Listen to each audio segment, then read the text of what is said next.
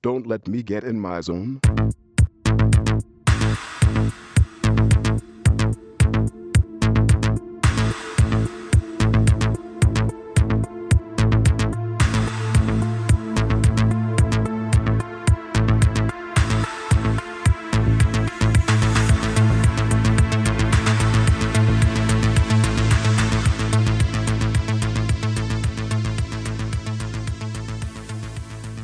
Welcome to episode 114 of Chet and John's reassuringly finite gaming playlist. My name's John Denton. With me, as always, Chet Roivas.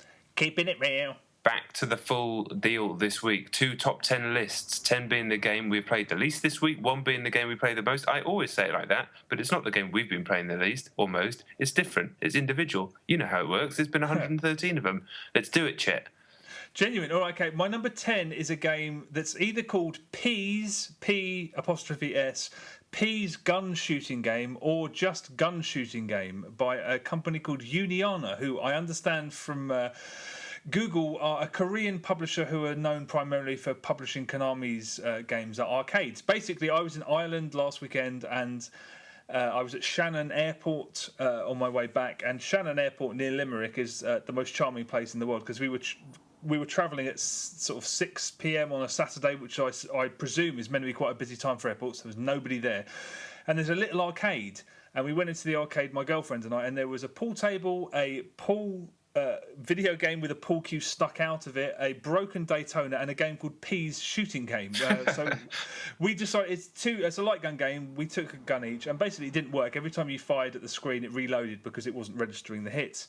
And it was just loads of the game starts with a very, very basically somebody who's supposed to be I never watched the X-Files, Gillian Anderson's character, whichever one of the two is that. Yeah, Scully. Scully, right, okay. Mulder, yep. And uncommonly, I mean, a really detailed sort of cartoon version of her. She runs away and then you're supposed to shoot aliens that are chasing her. I mean, it's really, really basic and it didn't work. So that's the end of that. P's shooting game. I mean, end of story. What a life. Yeah, I mean, it's very exciting. Okay. From that then to this. Yeah. My number 10 is a game called The Day the Laughter Died, which somebody linked to me on, it's either Facebook or Twitter, one of those things where it's like, click this, play this, see what you think. I think some people refer to it as quite moving. It's basically a text adventure, very, very, very short, can be completed in probably about 3 or 4 minutes. And it is, you play as a sort of youngish girl, I think she's about 15, and very early on you meet, like there's a boy that you love or you fancy, you've got a crush on that's a bit older, and you can kind of see where the game goes from the title. I thought it was a bit heavy-handed, and while I could see what it was going for, it didn't really. It kind of spoiled what was going to happen. Spoiled's the wrong word, but the title takes away any element of surprise and takes away a lot of the impact of the message it's trying to deliver. I won't spoil it, but I don't think it takes a genius to work it out. I thought it was a bit heavy-handed, but it was still quite an interesting piece of work. Some of the ways it uses the limited interaction of a text adventure. You're not typing in text, you're choosing from options. Is quite interesting. It's so short that it's definitely worth playing, and it is quite well written.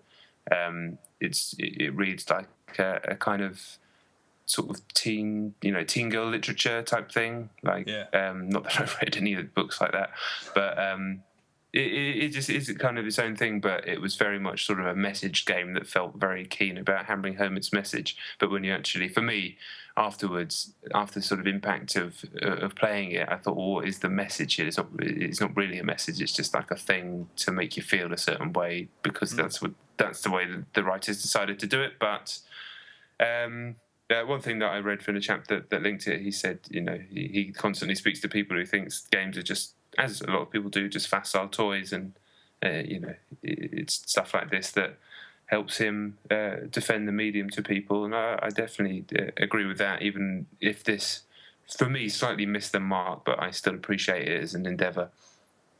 Okay, you play it all in the browser, I assume? Yeah, it's just it's just in the browser. It's a really simple little thing. But okay, what was it called again? It's called The Day the Laughter Died. Dear. Yeah. yeah, just Google that, I think, if you want to. It does sound miserable, I have to say. It's very short. Okay. A short blast of misery. All right. Okay. All right. Well, my number 9 is actually 3 games. 3 games on iOS that I attempted to play on my iPhone while I was flying back from Ireland. And it just sort of exposes the problem with iOS at the moment, if you're not playing, if you don't have the internet accessible, and I suppose my ignorance of it, because I can't remember the last time I tried to play an iOS game when I didn't have Wi-Fi active. So the first one that I tried to play was Bloxx Deluxe, which is we've spoken about it before. It's a game that has an appeal that's difficult to understand and impossible to resist with you building this giant skyscraper just simply by tapping. But as I was playing it, constant messages about signing into Facebook just really pissed me off. I mean, they just kept coming up, and it didn't seem to be aware that it wasn't connected to the internet. So I got fed up and I tried another game called Sperm Wars. When iOS, I think it was the 5th anniversary of the App Store, they gave away all those games. Infinity Blade, Badland was another one. They gave away a load of games, and one of them, according to Apple, was called War of Reproduction. I remember I downloaded it, but on the little sort of icon it said Sperm Wars. I thought, okay, that's a little bit weird. But anyway, I thought I'd try it. I clicked on it, and immediately a message came up saying, please review REIEVIEW. Please review, and you can get broccoli. 10. Would you like to go for a review? ? Choices, okay, or an emboldened no. I pressed on no twice. It closed the app. I tried pressing OK, and it just closed the app again. So I don't know whether I need the internet or whether the game's just completely and utterly screwed. So finally I tried Jungle Heat. The little image is a little army guy with a World War II style helmet on, and it kind of reminded me of Cannon Fodder. So I was encouraged, I was enthusiastic straight away.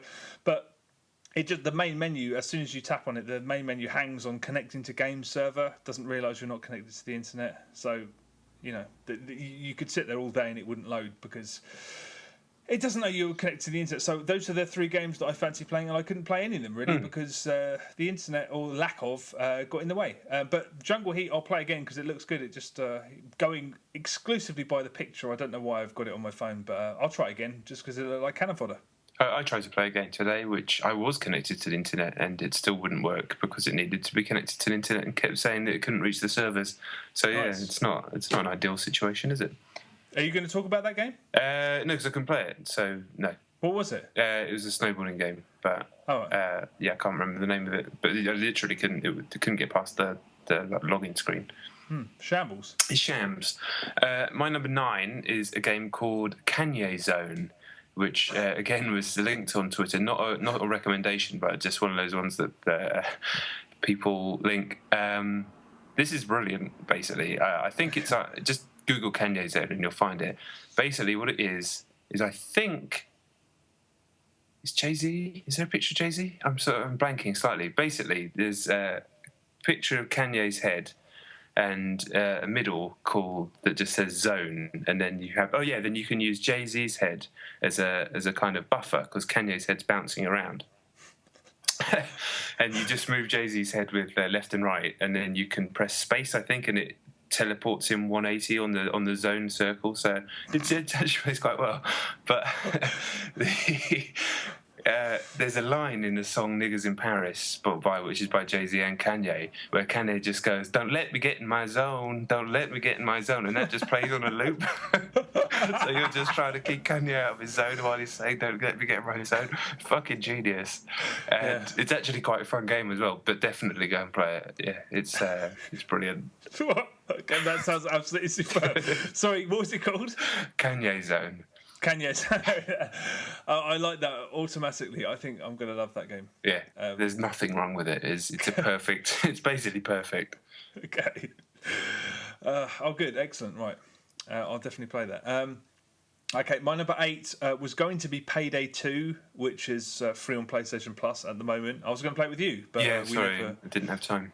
We never organised it, but after I downloaded it, I went to go and play it, and the patch was as big as the game, so I just cancelled it anyway, and I downloaded the Puppeteer, which is also free on PlayStation. Oh yeah, it's still on there, isn't it? It is, at the moment it is, yeah. Have you played that? No, but I've heard that it's very nice looking or something. That's that. I mean, yeah, I played it for 2-3 hours or so, and visually, yeah, it's just. I mean, wow, a hell of a thing to look at. It kind of looks simultaneously like Japanese paper theatre, but it kind of made me think of not board games. I suppose you'd call them toys or something like Kongman or Screwball Scramble, because everything in the background of the game is kind of mechanized. And at different points, it kind of looked like Tearaway as well. And Little Big Planet, you're sort of cutting away at these environments constantly. And even some of the cutscenes were like Aardman animation, plasticine and stuff. It's weird. I don't want to sound insulting, but it kind of feels like a game that wasn't directed. I mean, I'm sure it was directed, of course, but it's as if 3 or 4 completely different teams worked on it without a sort of clear through line. But I don't think that's a bad thing. It's raucous and all over the place. But I mean, it really is a hell of a thing to look at. And for a kids game, quite crazed and surprisingly dark, but bearing this sort of unruly visuals in mind, it's quite a shame that the gameplay is very conservative and very familiar. It's almost like a child's introductions to video games at large. I mean, there's Titan-like bosses with highlighted weak points, and there's a sort of emphasis on collectibles. There's platforming, and there's extremely basic one-button combat. It's like too many games to mention. It's just like a video game of the modern era. I mean, everyone's played. If you play video games, if video games are your primary hobby, I'd say there's nothing to see here. Going on the first few hours, I only played for 2 to 3 hours, but what a thing to look at. I mean, it's one of those games where Sony have just spent so much on the way it looks that it's almost worth the price of admission. I mean, again, I shouldn't really speak too sort of damning of it. I've literally played for 2-3 hours, but for a game that's as wild visually, the fact that under the surface it's just very, very conservative and very, very straight-laced, and you've done it before, etc., etc., was kind of disappointing. But yeah, I mean, if you have PS Plus, of course, download it. But I don't think I'm going to find the time to go back to it. Yeah, I'd meant to. I'd forgotten that it was on there, in fact. But yeah, I shall endeavour to go back. Yeah, I do want to see what it looks like for sure. Very, very, very weird in a very, very appealing way. Cool. Okay. My number 8 is a game called Tango Fiesta on PC. So yeah, this is the new game that's being made by Spilt Milk Studios. So in all kind of fairness, they are. We know the chap who runs the studio, and they're kind of friends of the show, I guess you could say. But it was still cool to play the game. It's actually due out on Steam Early Access on June the 4th. So this is sort of just before it takes the last leap to actually be out there for the public, but not in a finished state. The game is a 4-player cooperative top-down shooter that's just as 80s as you can possibly get. I mean, it's 80s in the way that it plays, but it's just all about 80s action movies. It's absolutely drowning in 80s action movies. Not references necessarily, although there are plenty of those, and lots of sort of riffs on that sort of stuff, but also the kind of style and tone of that sort of thing. But without being... It's more of a kind of Saturday morning cartoon style, even though it's not based on Saturday morning cartoons, rather than something like Blood Dragon, which is a bit more tongue-in-cheek and kind of darker. And yeah, it seems like it's going to be a riot, to be honest. It's just big, heavy guns, lots of enemies. It's going to be interesting to see. I mean, the build that we played was sort of, I think, a little bit, still a couple of weeks before where it's at right now. And then in a couple of weeks, it's going to be, they're at the stage where they're just kind of adding all the things that they want to add to it. But yeah, it was definitely cool to play. And it's going to be interesting to play it come June the 4th when it does come out on early access, and they can talk about it a bit more in depth then. But yeah, keep an eye on it for sure.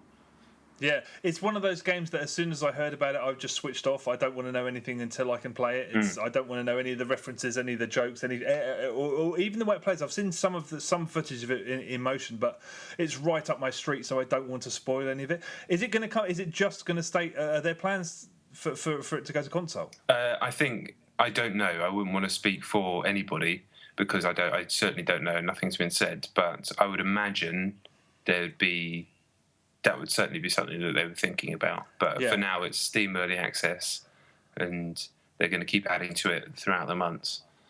and sort of, the game won't be finished for a little while yet, but this is just the model that they're going with their publisher, which I think, is probably the best route at the moment.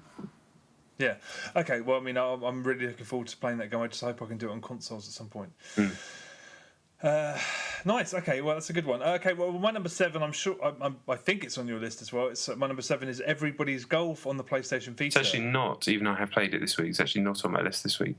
Okay, well, I mean, I don't have a whole lot to say. I spoke about it a couple of weeks on the trot anyway. It's pretty great. I mean, it's a very, very fine golf game. I have to say, it is rather irritating that it takes hours and hours and hours of graft in the single player mode to unlock courses for multiplayer, and that's all that I want. I'm playing with various different people, sort of turn-based online, and all I want is to be able to not pick one. I keep jumping back into the single player, doing like a tournament, and then coming back to see if anything's unlocked or if I can buy anything in the shop, and I can't. I mean, single player is fun, but I want to play against.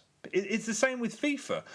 Don't limit my ability to play online if I just want to do that. It seems like such an old idea that I'm kind of, in a sense, punished with a lack of content unless I bust my arse in the single player, which is really annoying.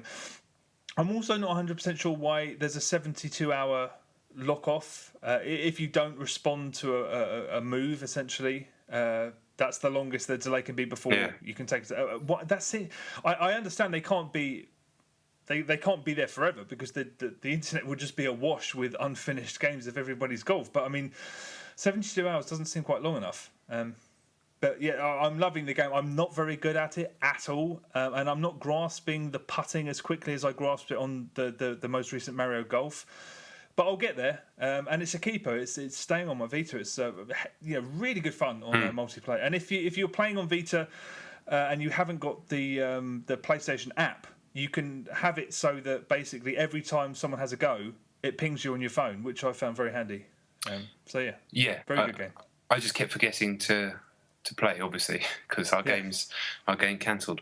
But I have played it a bit this week. Very good fun. But that is weird about the way that they've structured the unlocks for multiplayer. It makes no sense. It's not, because I've played the single player a lot. Every time I have a game with someone, I can't do these courses again, and I start again, and I play a significant amount of the one player, and still I'm not good. It just says coming soon in the shop, and I'm like, come on. All I want is online. I don't care about the single player so much. I just want to play against people online, and I can't do that unless I want to play the same 9 holes or 18 holes or however long it is. It's very, very frustrating, but it doesn't quite take the sheen off what's a very, very fine game. Mm-hmm. Yeah, for sure. Cool. Yeah. All right, my number 7 then is FTL Faster Than Light. Played it, in fact, on the train on the way home today from London, and it is a perfect game to play on the train. It just eats up a train journey. Sat there on the laptop. I've been playing it's the new. They did this huge update for free, which is very kind of them, which put a bunch of new shit in the game. That started seeding into my game straight away. New scenarios is the best way to describe it, because it's a game of scenarios. That's basically what happens. You jump, you just kind of jump from little point to point, and then it brings up a random scenario, whether it just be another ship that you have to battle, or it's often always something more interesting, like it'll say something like there's some citizens are in trouble. Do you go and help them? Do you ignore them?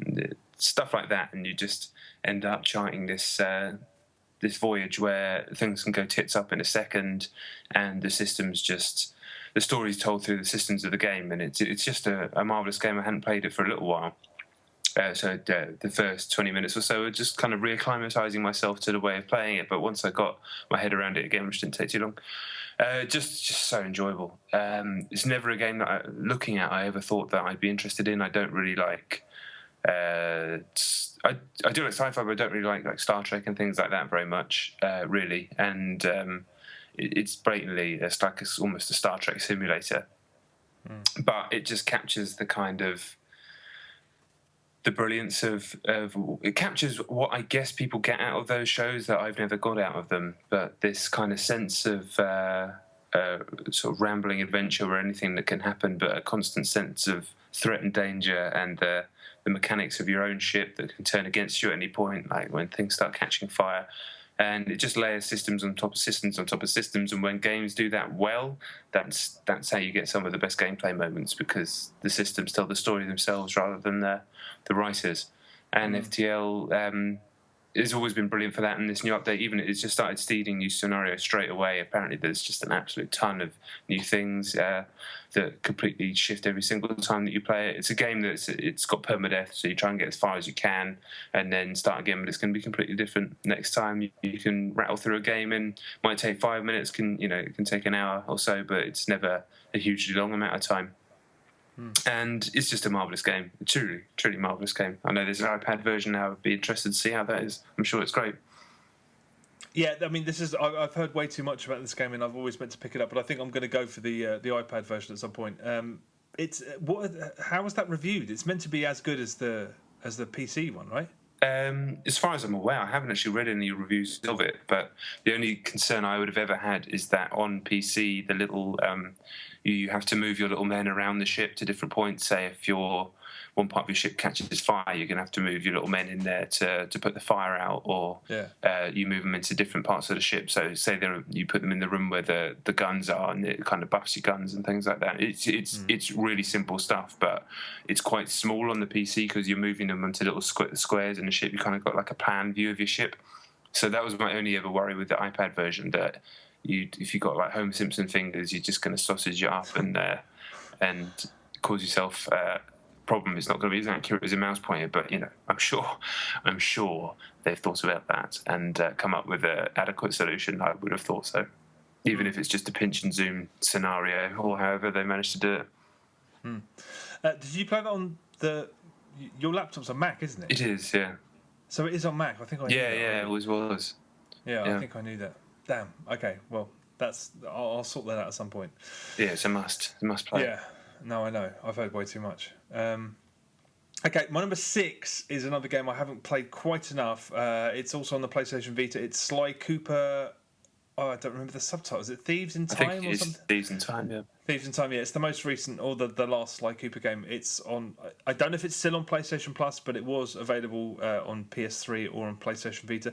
I will say this: I played the PlayStation Vita version, and the Vita version is very partial to some pretty drastic slowdown. I mean, like terrible, really quite damaging slowdown periodically.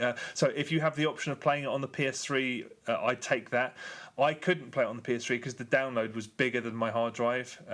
So if you've got one of those chunky original fat boy PS3s, you're probably out of luck. But if you can play it on PS3, that's definitely the way to go. But despite those technical hitches, it still did nothing to damage what is a fantastic game. Again, I'm speaking only from a few hours of play, but it's one of those games that where the quality just smacks you square in the face straight away. You haven't played this? No, I haven't. No, I've never played a Sly Cooper, in fact. No, I don't think I have either. I know I've seen them before, but I don't think I'd ever play one. Played one, I should say. The first thing that happens, though, is that there's this... the first thing that comes up is a question. It asks you, do you want the full story? And my knee-jerk reaction was, that's cool. I like... That's like the economical use of words. Do you want the full story? And then I stopped and I thought, what does that mean? That's too evasive for its own good. Does it mean, do I want to skip the cutscenes? Does it mean, do I want some optional backstory filling me in on the previous Sly Cooper games? Does it mean, do I want the tutorials? But it doesn't. I don't know what that means. I clicked OK and the cutscene started, so I still don't know what it means, but the cutscenes played out anyway. It's just a really fantastic action stealth platformer. I did the first few levels, and it's something that I am definitely going to go back to. I like the cell shaded visuals are lovely, and it's got this kind of 1960s Mission Impossible sort of stuff with this assembled team of weirdos, and they've all got their different traits, and you sort of it was just really refreshing to play. The influences are unusual. It didn't feel like every other video game. It felt like it was just genuinely, it felt quite unique to me. And like I said, the second you start playing it, it's just like a slap in the face. This is amazing. I can't wait to play some more of it. I haven't played quite enough of it to go into detail, but it's a mighty fine game going over the first few hours for definite. But play it on PlayStation 3, you reckon? If you can. I did read up a little bit about it, and apparently there is definitely a discrepancy between the PS3 and the Vita version. I mean, if you have no choice, then the Vita version, of course, but Technically, yeah. I mean, if you have the choice of the PS3, I would have played it on PS3 myself, but I didn't have the option. But just one of those great games. You just know straight away you're playing something that's just absolutely class. And maybe I should check it out. Realistically, I just don't have time. But stick it on if you've got space on a memory card in your Vita, just download it and stick it on there. I don't. That's why I never downloaded it. Yeah, it's basically full anyway. But it's the guys that do Infamous, isn't it? That's is that those right? boys. Yeah, Sucker Punch. They invented Sly Cooper in the first place. I remember interviewing one of the guys from there many moons ago, and also interviewed the guy who made Ratchet Gladiator, I think, and he got really upset with me when I started comparing it to Halo. Second person ever that's got upset because I compared their game to Halo. First being Ted Price from Insomniac Games, who I didn't like until he pitched $7,500 to Amplitude. So now all is forgiven, Ted. Me and you are all right. Hold on, wait a minute. Ratchet Gladiator? There was like an arena combat Ratchet game on a PS2. I went to an event where it was that, Sly Cooper, and then another, like a Jack and Daxter game or something like that. It was like 3 cartoony PS2 games all at the same event. I had to interview people from all 3 studios. So, yeah, I guess I must have interviewed someone from Naughty Dog as well. This was fucking years ago. I can't really remember. But the Sucker Punch guy was cool. I remember that. And the guy who made that Ratchet game was a bit of a dick. But what can you do? You can't control people. You cannot control people, damn right. No. Although I believe that we might have actually contributed to Amplitude passing or getting to the point where it's almost past its Kickstarter goal by talking about it last week. So I think we should take full credit for that. Exactly. Well, I mean, I plan to. Good. Where are we? My number 6? Yeah. Okay, my number 6 is Muramasa Rebirth on PlayStation Vita. Oh, yeah. It's the other PS Plus offering this month alongside Everybody's Golf. And I checked this out on my other train journey recently in the last couple of days, and it is a very handsome kind of 2D brawler. Is basically what it is in the old-fashioned sense, kind of almost in the Golden Axe sense, but it's completely on a flat plane. You can't move in or out of the screen. You play as I played as a young girl. I can't remember her name. A Japanese girl name, but it gives you the option of 2 stories at the beginning, so you can play as her or another character, but according to the game they play exactly the same. And you have to sit through a lengthy tutorial where it tells you the very basic controls of how to move and jump and hit things, all stuff that you could work out as you play. Way too long. And then you get chucked into the game, and it's basically just a button masher. There's not a lot to it. It looks lovely. The hand-drawn backgrounds are gorgeous. The animation's really nice, and the combat feels nice. It has a kind of almost Street Fighter 2 feel to it. Something to do. Some of the sound effects, I swear, are actually from that game. But it just feels nice. You're hacking up ninjas. There's different enemy types, like the samurais come in. They have different attacks, and it feels nice. And you're thinking, okay, this is a good start. Where's the depth? But as you keep playing, you just realise, okay, this is just a button masher. There is blocking, and there's a system where your sword, as you block, your sword runs out of power, so you have to quickly change. You have like 3 different swords on you at once, but it's nowhere near as intriguing as it sounds. And yeah, it got boring very quickly, unfortunately. Fine to look at, but I started to get quite tired of it after about an hour or so. And I couldn't really see me returning to it because it just felt like, okay, I got past like the first boss, started playing through the next world, and it's like, this isn't really changing. And okay, I could maybe ramp up the difficulty or something, so it's more of a challenge, but I can't. It's not like there's lots of combos I can use or like juggle attacks. I mean, you can do juggles, I think, but it just doesn't have the depth of certainly, you're talking about the peak of the 2D style brawlers and Beautiful Joe and things like that. Certainly nowhere near that, but it's not even like a Shank or anything. It just doesn't. I know it's a kind of a shooter, but yeah, it doesn't have the. Yeah, it's sort of like slightly more involving brawler than the stuff that used to come out in the 90s, but it doesn't have that kind of lunk-headedness that I like of those games. And the girl in it's like, there's times, I mean, I can't say that it bothers me to the point where I'd actually get upset by it, but she does look like a 10-year-old girl in a tiny skirt, sort of kneeling down submissively, and that stuff just turns my stomach. Always has done, always will do, and it just kind of makes me feel a bit like a fucking creep with greasy hair and thick rimmed glasses. So yeah, I don't. Yeah, I can see why some people dig it if they really like that kind of overtly Japanese style, but it's never really done a lot for me. And the gameplay just isn't strong enough to back it up for me.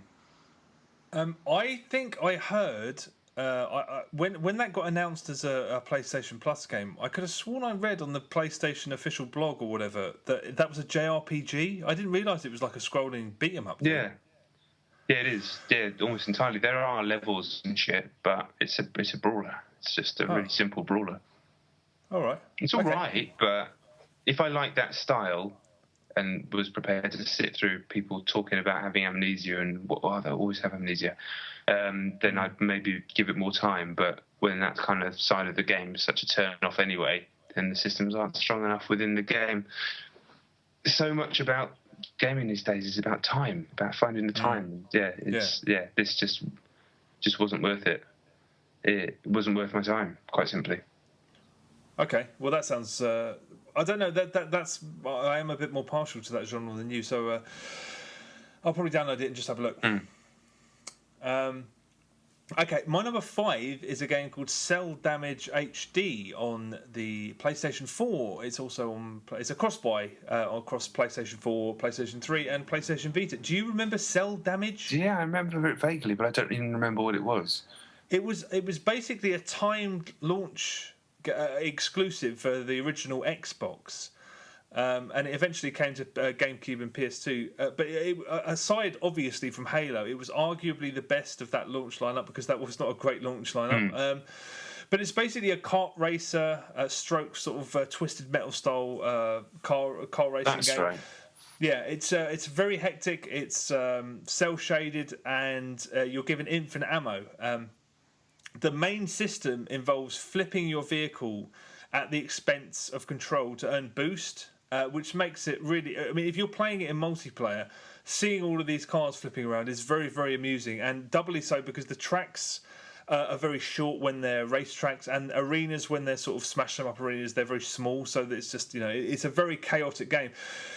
It's the kind of thing where you can perfectly time your way around a hazard. For example, in one map, there's a giant hammer, and it will hit you in the face after you've timed your way around it and knock you into scenery that either you can't get out of or it will subsequently knock you back off course to the extent that you're instantaneously a full lap behind the person in last place. It's one of those games that's got really, really antiquated breaks in it that this HD remix basically hasn't fixed. And it's the kind of game that's fun enough.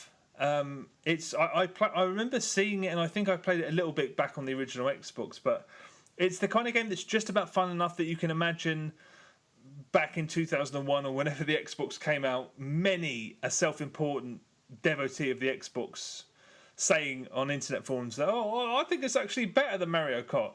Yeah. It's not better than Mario. It's not better than Mario Kart. And it's the kind of project that I'm kind of loath to dismiss because, why was this a candidate for a high definition remix? I don't really understand it. But there is an equivalent of this for everybody. Everybody had a game that they played like mad. I mean, if you bought an original Xbox and you wanted to make the most of it, you would have invested a lot of time into this. So the thought of playing it again in high def is probably quite appealing. But I don't think the target audience is gigantic for this. There are no trimmings to this HD remix, none whatsoever. It is the original game with an incredibly basic high-definition visual tune-up. There's still just 3 gameplay modes. There are no online leaderboards, and there's no online multiplayer, which is slightly mad because it's a multiplayer racer stroke combat game. But then it was done. It's clearly been made on a budget, and there's a very small target audience for it. If you and a couple of friends played this to death back in the day and you still hang out and play games together locally, grab a few beers and you're going to have an unbeatable night's entertainment. But everyone else, and especially if you were born on or around the turn of the century, steer clear. There's nothing to see. It's very, very much an old game. But even though I didn't play it when I didn't play it a lot, definitely. I mean, I was just having weird pangs of nostalgia, even though I didn't play it until now. However many years it's done to invest any real amount of time. It's still, I don't know. There's something truer about this kind of HD remix. The fact that it's completely just the game, but nicer looking and slightly smoother. It runs great. I mean, it really does. It's full player, split screen. And it runs fantastically well. It's still that exact game, just looks nicer on HD console. So I don't know. There's something. I got nostalgic for it, despite the fact that I never played it. It's just HD remixes and updates these days. They are very, very. There's just too much that's added and too much that's changed. And I think there is something to just providing what was, providing the original, nicer looking, smoother, etc., etc. But yeah, it's a passably entertaining game, and probably not worth investigating unless you played it back in the day. I'll probably swerve that one myself, but fair play to it for doing its thing. But no online multiplayer. I mean, it's like that's a real mystery. But it's been done on a budget. A bloody weird proposition. Yeah, for real. It's fine. Okay. That is a weird one, but yeah. Yeah. My number 5 then, first of a trio of games I'll talk about. My nephew came to stay, it's actually my wife's nephew, but now technically my nephew as well, came to stay last weekend, and he's now old enough, I think he's nearly 14, so he's old enough to play games properly and be good at them, which is good. So after a bit of like big boy games on big consoles, I decided to stick on Nidhogg, and after his initial "what the fuck is this" face, he got into it straight away, because it takes about 1 second to start enjoying that game, and it's a fucking triumph. Obviously, I mean, I've mainly played it online, so I've never been able to see my opponents, and I've never, even though you can still have the kind of psychological warfare that game does perfectly online, to do it with someone in the same rooms, obviously it's always going to be better, even when they're half your age.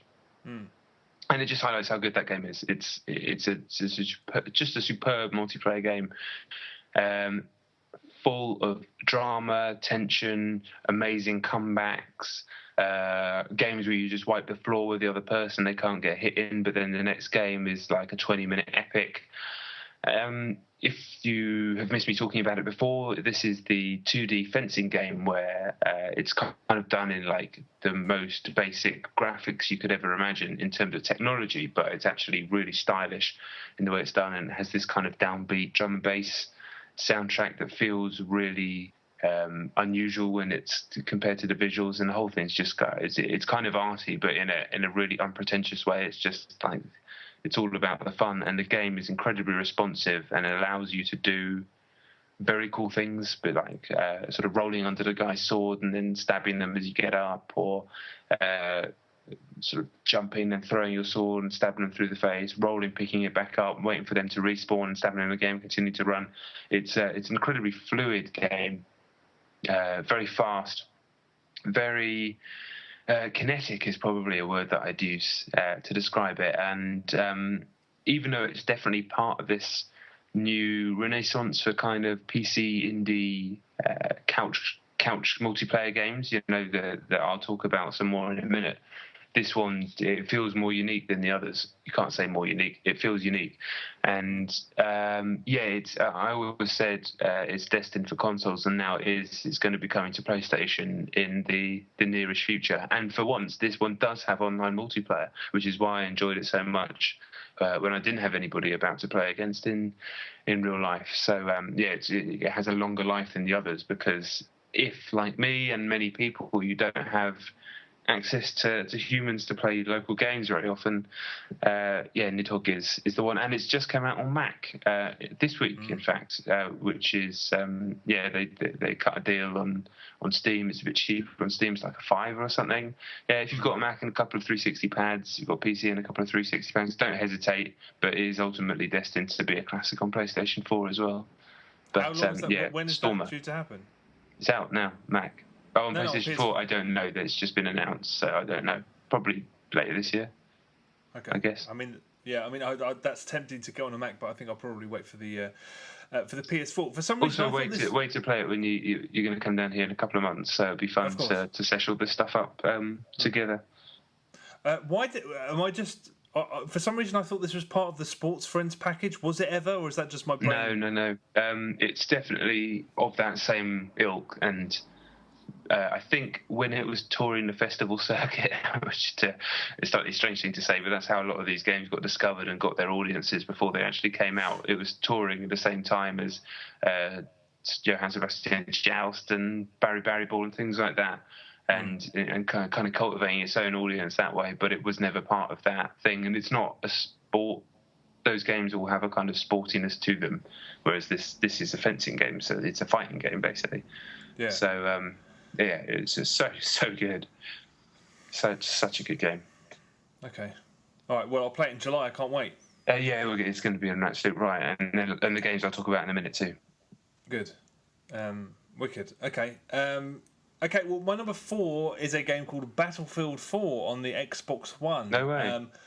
Yeah, I wasn't planning to talk about this, or I made a sort of pledge not to speak about it because unless anything interesting happened, so I thought I'd wait until I came up with a novel way of presenting the Battlefield experience, which is what I've done. It's fairly different. I'm going to go through. I made a little diary on one evening last Sunday of the problems we encountered on Battlefield 4 on Xbox One, just to give you a bit of a flavour of how we end up wasting our evening, despite the fact that when it works, it's a goddamn masterpiece. But anyway, I'll rattle through this quickly.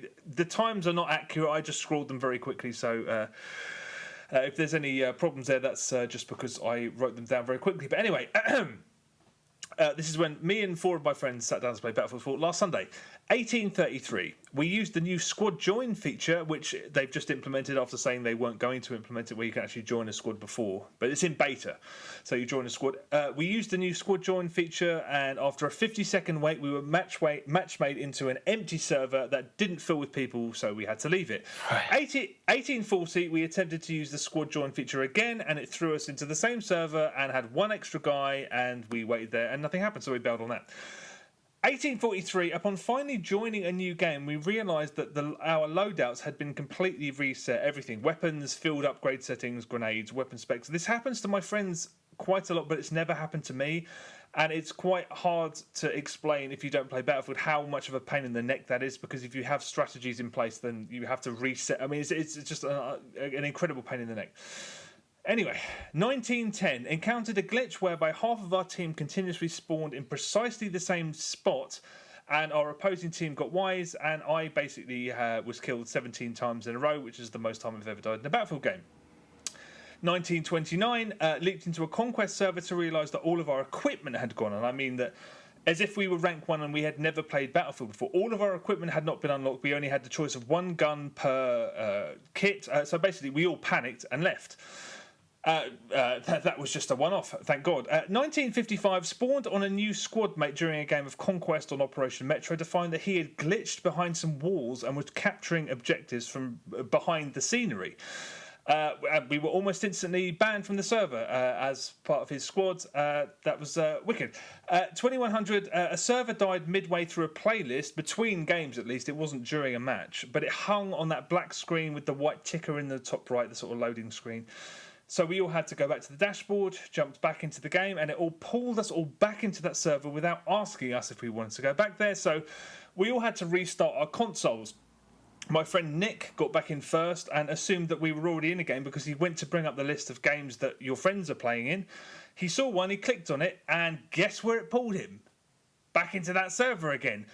And guess where it pulled us? Because we jumped on and saw that our friend had just joined a server, and then we got pulled into that server again, and then we had to go back. Anyway, this is Battlefield. This is an evening playing Battlefield. Are you still there? Oh yeah, I'm just waiting. Yeah, this is unbelievable. Okay, well yeah, I mean, we got a wasted evening, intermittently filled with amazing moments of Battlefield. Yeah, that's basically it. A catastrophe of things going wrong. A catastrophe. A catastrophe with some decent bits about. But that's for anybody who thinks that Batters is still working on Xbox One. It isn't, and I'm sure if I'd have really been a bit more pernickety, I could have filled more information in there and more things that have gone wrong. But I couldn't be bothered. So there you go. And yet you keep trying to get me to get the game on Xbox One. But you can play with all of us, and when it works, it's amazing. I'm not going to do the things that you just said. I would have left a long time ago. That's what bothers me, is that my friends have no leisure time, so wasting their time like that is slightly unforgivable. But yeah, there you go. I just couldn't imagine being that the rare evening I get to do that, and that's what happens. I'd be absolutely fuming. And it's happened. I mean, that's why I stopped playing it. Yeah, it does test one's patience, I'll tell you.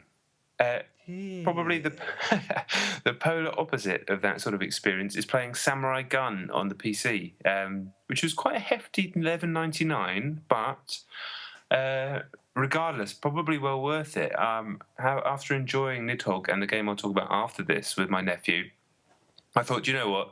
Samurai Gunn's supposed to be awesome as well. I'll stick down the 12 English pounds and let's do it. And I made the correct decision.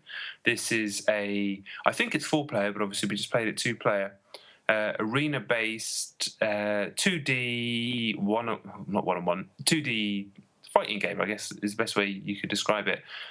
You play as little ninjas done in kind of pixel art style in a variety of maps. And the idea is to get the first to 10 kills. You can do that by slashing them with your sword or using one of 3 bullets to shoot them. And it's an incredibly precise game that quickly, very, very quickly, becomes all about timing and baiting your opponent. So you are baiting them to jump so you can run underneath them, shoot upwards and kill them with your gun, or landing on top of them to slash them with your sword. It's all done at a high pace, but a very controlled pace. And the way you move your little guy is slightly unusual. You can wall jump, but you can't. You know, in Mario, we can go like left wall, left wall, right. Like most wall jumps, you can kind of jump. You know what I mean? Yeah. And this is like you can only keep jumping up the same wall. I think more like Meat Boy, although I think you can do both sides on Meat Boy. So it takes a minute, not very long, to get used to the controls. It doesn't quite control as you'd expect it to, but it's actually for the best. So it means that there's a degree of mastery to the controls. It's not just like a game that you've played before.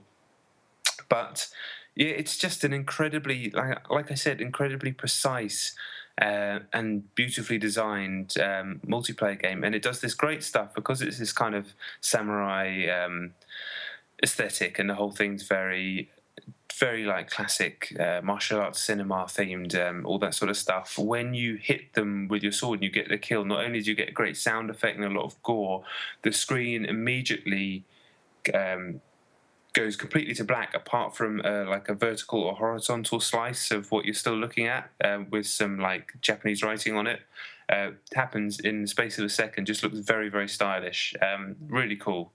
The gun sounds really nice, and it's very satisfying to pick someone off with a shot. And basically, after playing it for about 10 minutes, there was rarely a kill that wasn't the result of one person tricking the other person into doing something stupid, which is beautiful. I mean, Bomberman's always the classic example of a game like that. That's all about outsmarting people, really, or fucking up and doing something stupid yourself. And this just kind of nails that as well, but in a very different style of interaction with the world and with the game.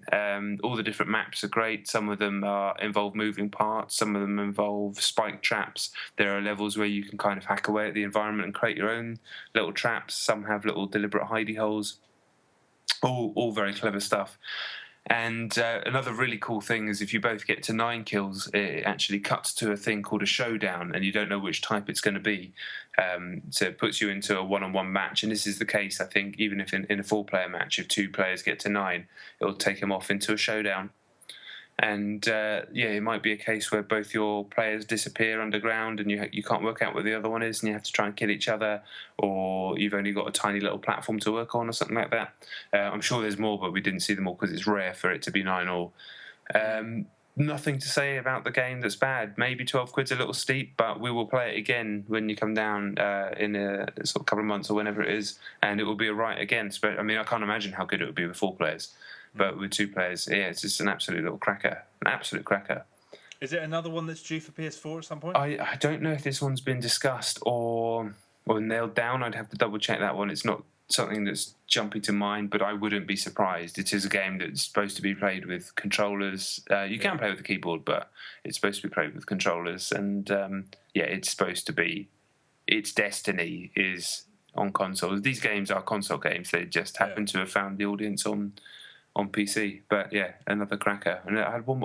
You can even play dead because it leaves the corpses in the world. So even though you just basically respawn, but your old corpse stays in the world. So after, say, it gets to like 7-5 or something like that, and one guy is negotiating, trying to get around a spike trap, and they've lost sight of the other guy for a second, that guy could maybe hide in a pile of 4 bodies that are already down on the ground floor, and suddenly the first guy doesn't know where the second guy is. So you can plan a little trap, or maybe he does know where you're on, he knows you're doing it, but he's not letting on. Just mind games, constant mind games. Awesome. Is this new? I think it might be about a year old. Oh right, yeah. Yeah. I was going to say because this is something. This sounds great, but it vaguely sounds like something I heard about a little while ago. Yeah. What was it called again? Samurai Gunn, which is a very simple name.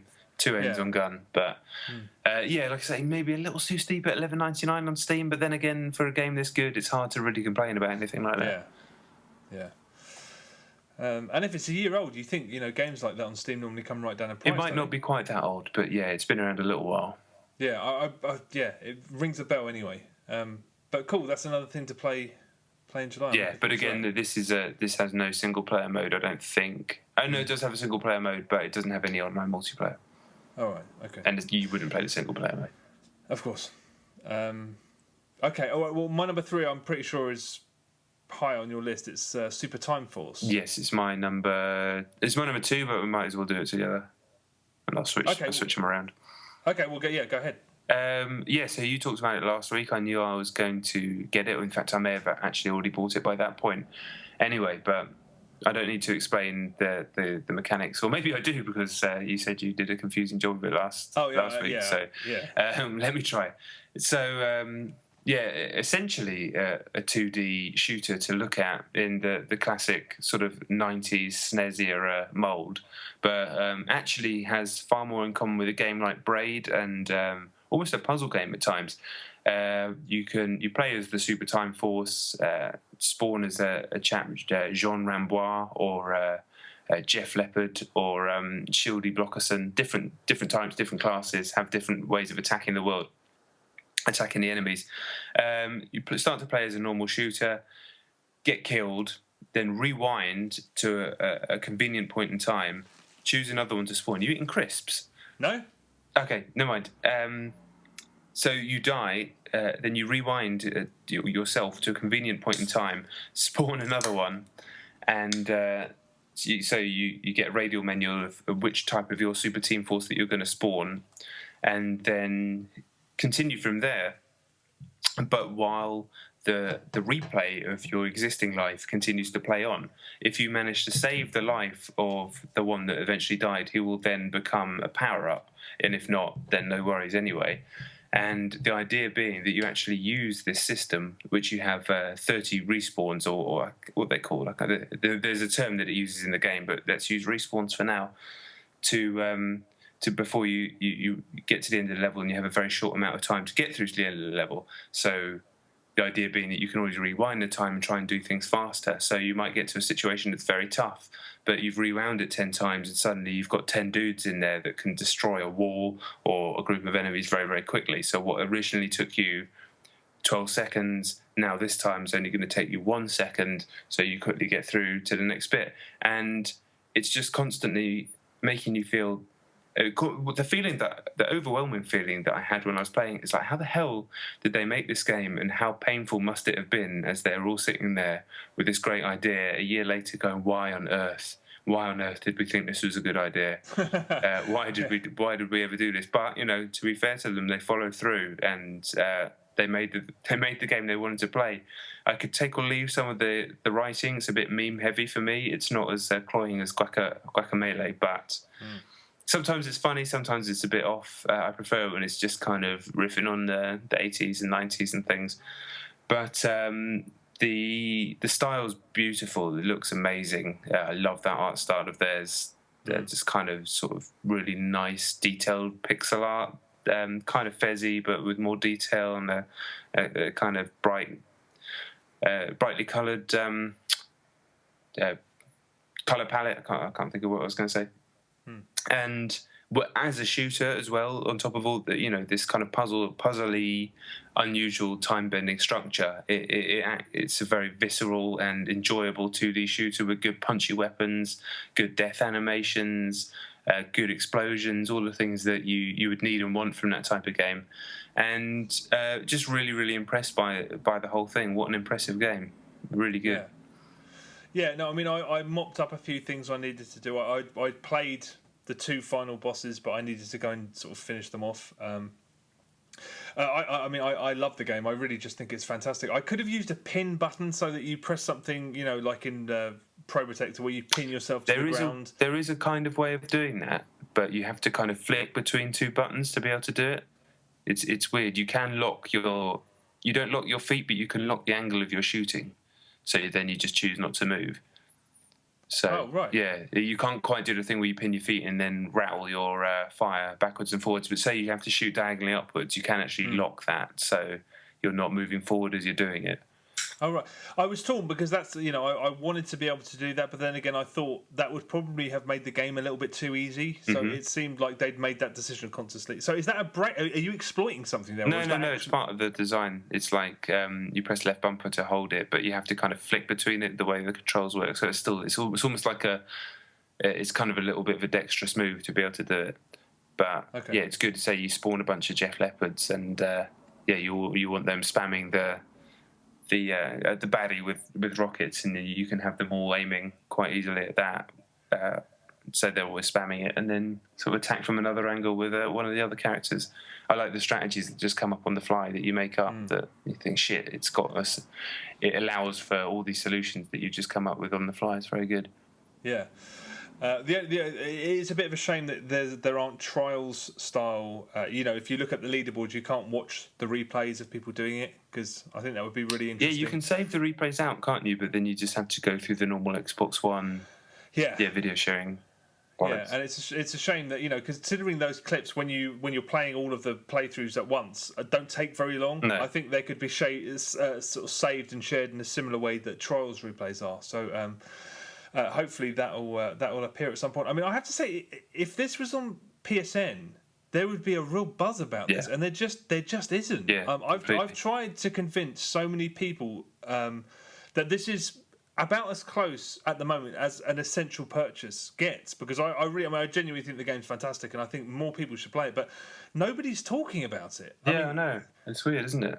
Yeah, I guess it's kind of easy to dismiss because Microsoft and Sony have gone in such completely different directions, and Sony already has become the home of indie games. And the fact that it doesn't seem like a natural fit, because there aren't demos on Xbox One. A lot of my friends are like, I'll try the demo. There isn't a demo because there doesn't appear to be even the functionality of demos on Xbox One, apart from a few choice circumstances. So it is really, really disappointing that I haven't heard any talk about this entire week. It's just kind of appeared and disappeared. And if it were on PS4, PS3, PS Vita, whatever, people would be talking. There would be a real buzz. And it's not. And I feel bad for the guys that made it, because this is a knockout game, and it's just kind of evaporated. Yeah, I mean, hopefully it's done well anyway, and it's just people in our circle that aren't talking about it, but plenty of other people are. But yeah, I mean, it's hard to find those types of games on Xbox One unless you're specifically looking for them, and even then, it's still pretty hard.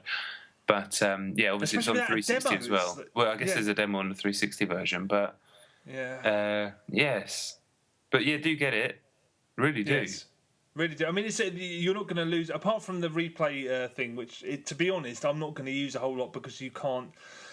They're not going to be on leaderboards. So if you're eyeing up the 360 version, just get it. Yeah. I mean, apparently it's literally identical, apart from that replay sharing thing. And that's not a deal breaker at all. I mean, it's just it's the fact that it's out there. I mean, people should be talking about it. They're not, but take our word for it. It's a heck of a game. Pick it up. Yeah, for sure. So I guess that's now technically my 3 as well. So might as well keep going with your 2. I have a feeling my number 2 is your number 1. So okay, interesting. Tights. Well, it's tights. Yeah. It's tights. Yeah. Okay. Well. Yeah, let's just do that as the 2s, and then I'll switch my 3 to 1. we'll make it work for everybody.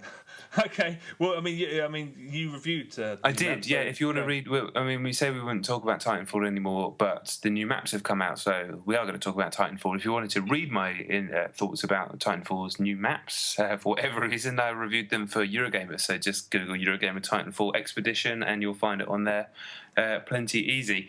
So it's a 3-map map pack, the first instalment of the Titanfall season pass, and unsurprisingly, given the quality of the maps that exist within the game already, it is 3 rather excellent maps. The first of which is called Swampland, which people have remarked looks like Endor from Star Wars. It's big tall trees and greenery and some sort of scattered buildings and things like that. It's kind of the most freeform of the maps. In terms of its structure, it's very cool how you can jump between the trees and wall run between the trees, kind of above everything else that's going on. Apart from that, it kind of reminded me of Fracture, just in the fact that it was a bit asymmetrical, large with scattered buildings. Fracture is one of the 2 that's in the beta. If you remember, if you only played the beta, the bigger one. And it's an excellent map. I can see snipers using the trees and the wall hang option to be able to snipe cloaked from up in the trees. It takes skill to get across the map quickly using those trees, but it is doable. The only problem with this map is that for me, if you got a lot of Titans in the middle, the fact that with the fog effects that they've got going on there, my frame rate died a few times. I mean, the worst it's died ever in Titanfall, I'd say, bar playing that corporate map on the campaign, where that took a kicking as well. Really did struggle at a few points. Again, testament to the game's quality that somehow it still doesn't bother me that much when that does happen, but it does make me look at my Xbox One and think, what are you? Why is this happening? Next map is called... what's the next map called? Runoff? Yes, Runoff. This was probably the least interesting of the maps. Kind of rusty, grids, metal, angles, boxy corridors. Very well designed map in terms of the way that you flow around the level and the different ways that you can traverse it using some of the vertical grids to wall run across it. But to look at, nothing interesting whatsoever. But just a good functional map that scales really well for everything from just playing a bit of attrition all the way up to Last Titan Standing, as all the maps do. Kind of unremarkable, but just a good, solid map that nothing to complain about, really. And then for me, the coolest map of the 3 is called War Games, which they've really kind of gone to town on. Instead of jumping in from a dropship like you do at the start of every Titanfall match, you get scanned in to a simulation machine or like plugged in Matrix style. It takes longer than it does in the dropship, which is slightly irritating, but you can deal with it. And the coolest thing about this map is it has these 2 kind of angular... they kind of move in kind of like the old British rail sign. I can't think of anything more. I'm a bit tired. But they have like a kink in them. But they're 2 vertical tunnels without tops and bottoms. One is translucent blue and one is translucent orange. They look like they come out of Tron, basically. And they are used to quickly traverse the map from one side to the other, and they're especially effective for capture the flag. But the genius thing about them is there's ways into them because they have gaps. At any point, and you can see through them, so you can see people trying to make that sneaky escape, and the whole map kind of revolves around controlling those. But because Titanfall is a 2-tiered game, effectively, when you bring the Titans on, if you coordinate good Titan drops with your team, you can start controlling the map outside of that, and people who start using those actually become at a disadvantage. So it doesn't just become about that, even though that is the central part of the map. And the other cool thing about this map is a rare thing for this type of DLC. They've actually changed the way that the death animations work to kind of fit in with the aesthetic of the map. So instead of just your normal falling over bear like you do in these games, they kind of digitally disintegrate when you kill them. It's a cool little thing, really nice touch. Shows that they've been putting the work in. And yeah, just a really good first instalment as far as I'm concerned. To a season pass that was only, I think the season pass is only 20 quid anyway, which is quite cheap. And the season passes, as they're always a safer bet on online shooters. I think, online shooters that are of a certain quality, because that the maps are going to come. They were always going to come anyway before season passes existed, and it's in the best interest of the people making them to make the maps good, because they want people to be playing their game, and then they want people to buy the next game because they're still pumped about playing that online shooter. So, yeah, for me, this is a great first instalment.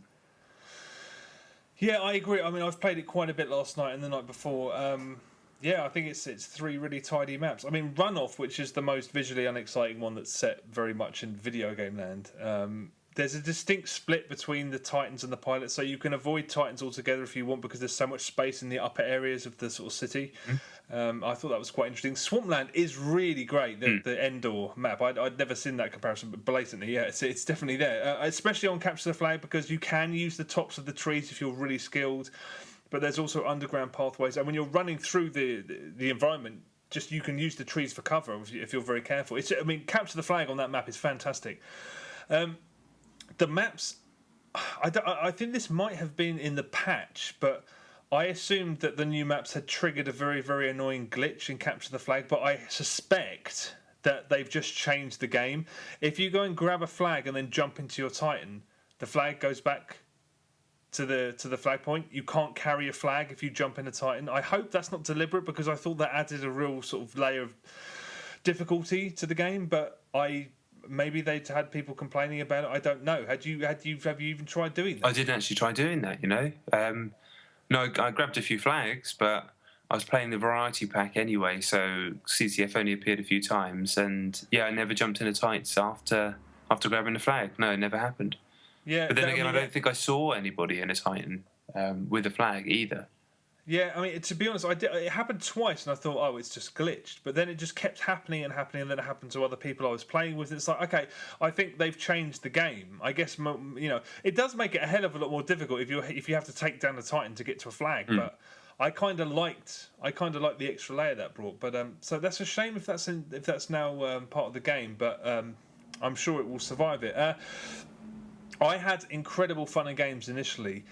And this is just yet another example of what a joy the Xbox One is. But I bought the Season Pass on the dashboard, and the game, when I jumped in to try and play a game, the game wouldn't recognise that I'd paid for the Season Pass. It just kept taking me to the store, and the Season Pass was there, but you couldn't buy it again because it was greyed out with the word installed on it. And I was like, so I kept trying, shut off my Xbox. My mate shut off his Xbox, jumped in. It just kept saying that I didn't have the Season Pass. Happened to me. It turns out, after ages of faffing around, that you had to go to the store and separately click on the individual map pack for those maps, whatever it was called. What are the maps called? Expedition. Expedition, which normally, if you see them from the store, it says $7.99. So you think, I'm not going to click on that because I've already bought the Season Pass. I don't need to pay again for the maps that I got. But you have to download it from there, which just... that machine has no logic. It's just... Yeah, so I eventually got the maps that I paid for, but... It took the best part of 40 minutes of tearing my hair out and trying everything else to figure out that I had to essentially go in and attempt to re-buy a different version of the same DLC. Honestly, what a joy. Oh, because I have detective skills, when that was happening to me, I searched on Twitter for Titanfall DLC, and loads of people were complaining to the official Titanfall Twitter about this happening, and they were saying, unplug your Xbox and plug it back in. So I did that, and it worked straight away. Oh. So yeah, not turning it off, but I actually had to unplug it and basically do a hard reset, electric reset, or whatever, and then it worked straight away. Oh, I had to, but so you didn't have to go into the shop and go to the $7.99 option and attempt to buy it again, and then it just downloaded it. No. Okay, I had to do that, and I thought I was going to end up shelling out 28 quid rather than 20 quid for the Season Pass. But anyway, I mean that's just that is the Xbox One for you. It is indeed. But yeah, I'm loving Titanfall, loving it. Yes, always, yeah. I'm still very, very much engaged. Yep, tights. That's your number one, isn't it? What's your number one? My number one's Towerfall, but it's supposed to be your number one first, so you ruined it now. Oh, you want me to do mine? Yeah, yours is first, isn't it? Is it? Okay, sorry, I lost track. Okay. Okay, well, my number one is Wolfenstein The New Order on the PlayStation 4, also available on every other format under the sun. You haven't played this, have you? No. Okay, it's good. It's bordering on being very good. It's rock solid entertainment. My only issue with it really is that some of the reviews I'd read sort of had suggested that it was very, very interesting, and I don't find that at all. I think it's just, I mean, when I started playing, I just thought, God, I mean, it feels like we've been without AAA games for months, or it hasn't been that long at all. But sitting down with a big, brassy AAA shooter, it was so nice. But yeah, it's a refreshingly old-fashioned. I mean, it really is a throwback of a game. So, I mean, there's no respawning health. You can dual wield ridiculously oversized rifles and LMGs. And it takes place in sort of those gothic old castles and prisons and stuff. And you're killing Nazis, which is just something that appeals to... It's never particularly appealed to me over anything else, but I suppose they're the ultimate unambiguous villain. Yeah. You know, I think, you know, if you go into any forum discussing a new Call of Duty, you will always have an army of people saying, bring back Nazis, I want to kill Nazis. So for a lot of people, this is going to be a nostalgia trip. But because it's old-fashioned, that also means that the AI is utterly dopey, and much of the gameplay involves finding a switch in a room or a key in a room, or, hey, I've just discovered a secret room. What's in here? Oh, it's a collectible. It's only there to have a collectible in it. And there are some really antiquated design foibles in it. I mean, for example, there's one moment where an enemy gets trapped underneath a load of rocks that fall in front of you, so you shoot it. But it's a scripted sequence, and that enemy needs to come after you later, so it's invincible. But you've done all your ammo, which you needed, so, you know, there's a slightly dumb design choice. And then there's a bit where there's a couple of instances where this happened, actually, where I was being chased and I reached a fork so I could turn left or right. If you go one way, it instantly triggers a loading screen. It takes you back 60 seconds. You have to do it again and make sure you go the other way. So again, there's just some old-fashioned, slightly tedious sort of kinks in it, definitely. One of the best things about the game is the excellent upgrade system. You can only upgrade things through action. So if you want to equip your weapons faster, first you have to get a certain number of headshots. If you want to unlock throwing knives, you have to stealth kill a commander before you can. You know, it's more like the kind of upgrade system you find in a multiplayer environment, but it really works. It really makes the game feel...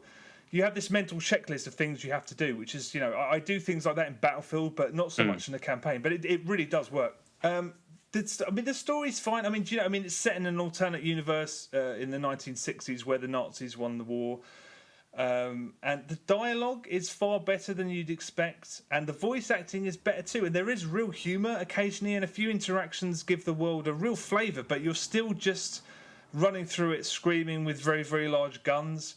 You know, I read some reviews that thought that there was some really interesting, an interesting exploration of what that reality might be like, and I didn't really find that. I found it very, very enjoyable, and yeah, there were moments of it that were surprisingly well written, but I don't think anything was, you know, nothing with it resonated. I just thought it was a far better game than I was expecting. Certainly, it's as unsophisticated as you could possibly expect. But it's solidly entertaining. I mean, I picked so many holes in it. The whole word, it reminded me of that phrase that Chris Rock uses when he's talking about jokes: "Respect the kill." When someone tells a joke, if you overanalyze it, or is it this, is it that? You know, you kind of demean its success. You kind of demean the fact that it was a funny joke. And the whole time I was playing Wolfenstein, I was making constant notes about cliches and places I'd been before in other games and design kinks that should not have been, you know, it should have been left in the last century. But despite all of those things, I pretty much loved every second of it. It's a completely rock solid piece of entertainment, and yeah, definitely recommended. All right. Yeah, that makes it sound more fun than I thought it was going to be. I mean, but that's the thing. It's fun. There's so much. I was sitting there going, "Yeah, that's wrong. That's wrong. I've done that before. I've done that." But you can dismiss all of the elements all you like.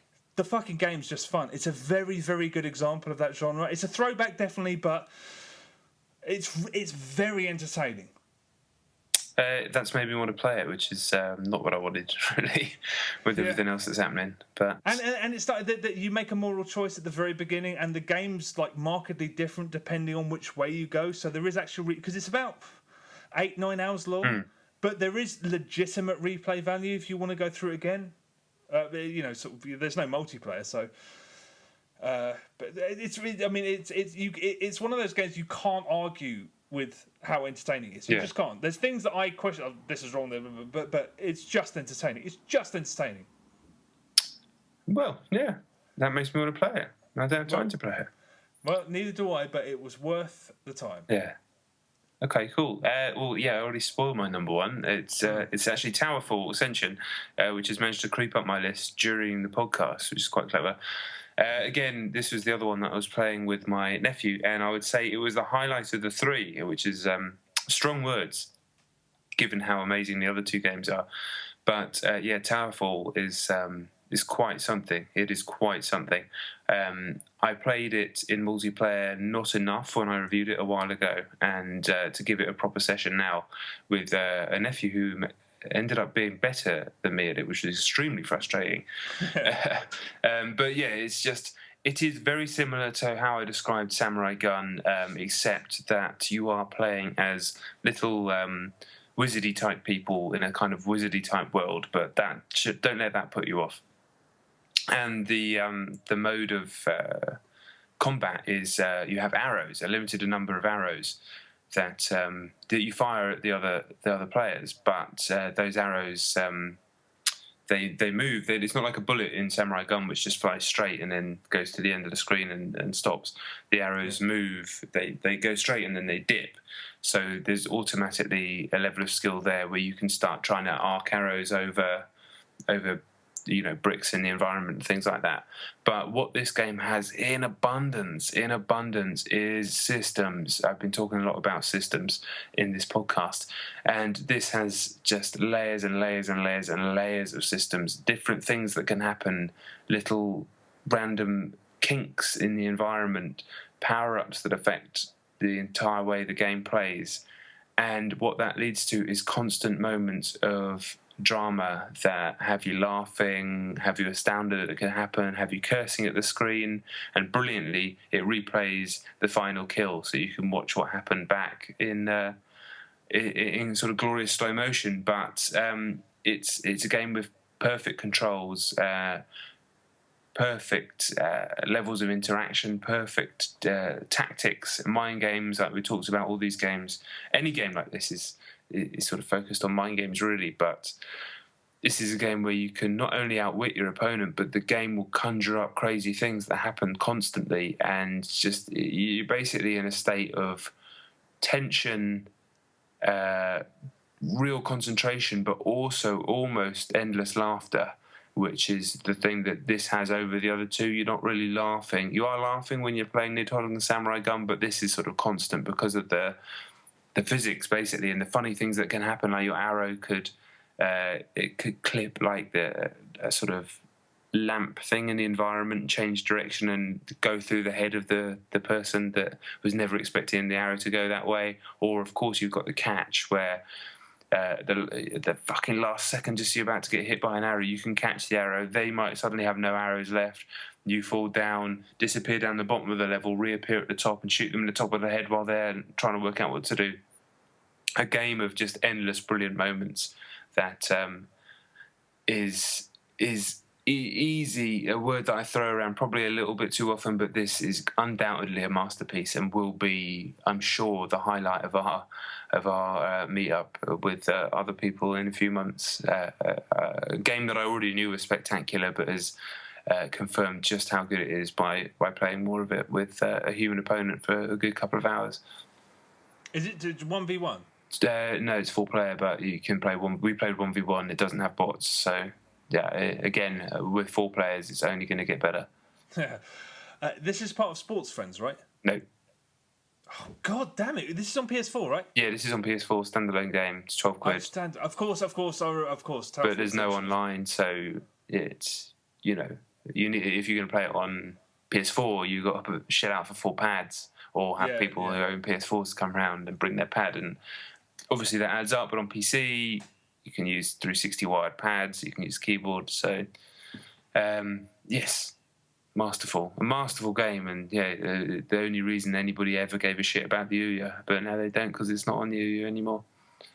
Well, it's still on the Ouya. Oh yeah. I don't know why I said that. I think I need to go to sleep. But Towerfall's the one. Towerfall is the one, and that's saying something because Nidhogg is the one and Samurai Gun's the one, but Towerfall's the fucking one. All three of those are in Sports Friends, right? Shut up, Barry Ball from EastEnders. If it's an indie game, I just assume it's in sport. Have you bought Sports Friends out of interest? No, I haven't actually bought Sports Friends. God, when we were having that conversation earlier in the week about these games, I was like, oh wow, Sports Friends is going to be awesome. I might pick it up. None of them are in Sports Friends. No. I don't know where I got those crazy ideas from. But that sounds outstanding. But it is a problem. The price is a problem, especially when it's local only. I think you should get it just because you are in a situation where you do play locally, and it was brilliant 1-on-1. Brilliant, truly. Okay. You're talking about the things that happen as you go to the kitchen to get a drink. I say you, I did. This is what I did on the weekend. But there's not many games where you talk. It's like Street Fighter. You'll talk about the end of a match or something like that. But most multiplayer games, they exist in the moment and then they're gone forever. But this is it's not like that. I can still remember the things that happen in this game, and there are rare games where I talk about like that. Pro Evo, Street Fighter. This is up there. Wicked. Okay. Well, I can't wait to play it. It's going to be the titulants. The titulants. Okay. Okay, well, yeah, that is us done. Thank you very much for listening. As usual, we're on the usual social media nonsense, at John Didden, at Chet Rovers, at Chet and Johns, on Twitter, Facebook, don't bother, the website, don't bother, but we'll be back next week. I think that is it. Yes, I think that is it, yeah. All the usual shit. I'm basically asleep. I'll catch your ass down the road. Ciao!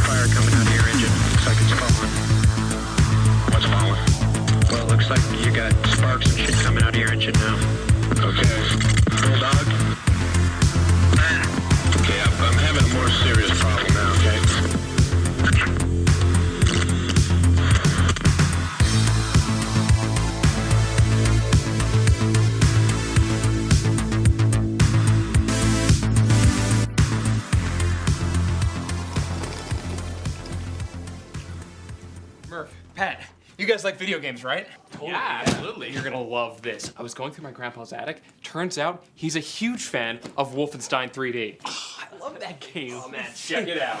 No! Oh my god! What is that? It's the bad guy logo from Wolfenstein. You remember? Oh, and listen, Putty, man, I don't know how to tell you this, but... Hey guys, check it out. I'm a bad guy from Wolfenstein. Everyone's gonna love this. Hey everyone! Hey Rosenberg! Look! Oh my god! What? Your grandfather didn't play Wolfenstein. Sure did. I mean, look at all these achievements he earned.